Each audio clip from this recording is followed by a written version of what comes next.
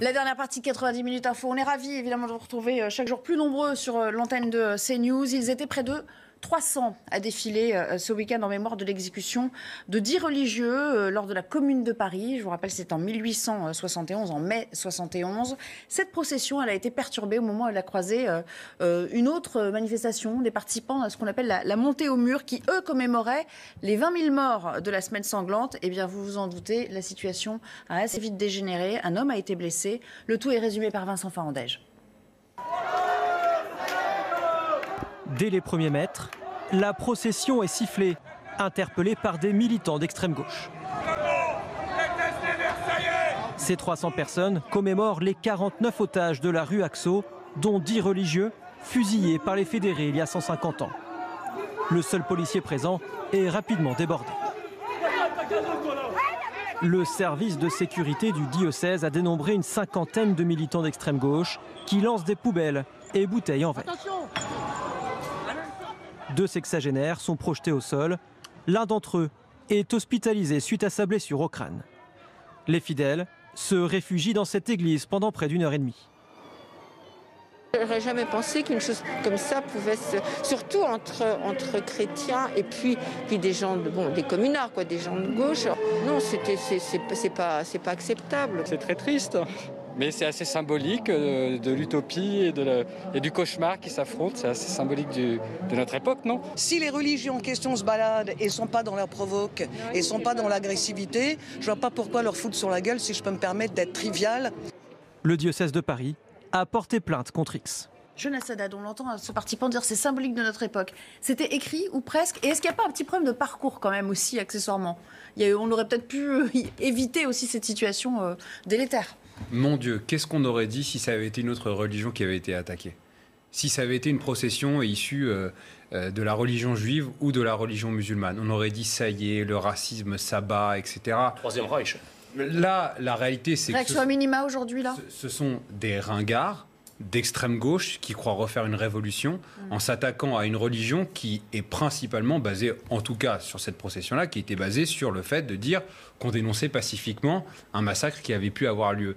Mais naturellement, vous allez voir, personne ne va s'en offusquer en tant que tel. Donc c'est très bien que vous mettiez le projecteur là-dessus, parce que, je vous le redis, n'importe quelle autre religion, on aurait crié au scandale et à la lali. Donc là, pour le coup, ça doit être condamné encore une fois de la même façon, et qu'on ne donne pas d'excuses au fait que ce soit de gauche. C'est pas parce qu'on est de gauche qu'on a le droit d'aller taper des catholiques, qu'on a le droit de dégrader à chaque fois qu'il y a une manifestation, de fracasser tout Paris et de dire « Ah, on est Black Bloc, on a le droit de défoncer des flics et de les brûler vifs ».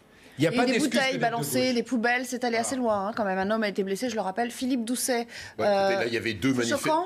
Non, mais la commune reste un sujet très clivant dans la société française. Donc il y avait le mur des fédérés, une manifestation, et là c'était une autre manifestation. Les gens avaient le droit de manifester en mémoire des... manifestation autorisée, déclarée autorisée. Pas la première. Non, mais il y en a une qui est autorisée, déclarée. Là, c'était une procession, c'était même pas une procession. Une procession... Du diocèse. Une procession de Paris, non mais c'est vrai. Mais une procession, c'est quand on fait, si je puis dire, on honore un événement religieux. Là, on commémore la mort d'un certain nombre de religieux pendant la commune. Et de l'autre côté, c'était le mur. Si je peux terminer, c'est pas sans raison. Si. On s'explique ou on se coupe.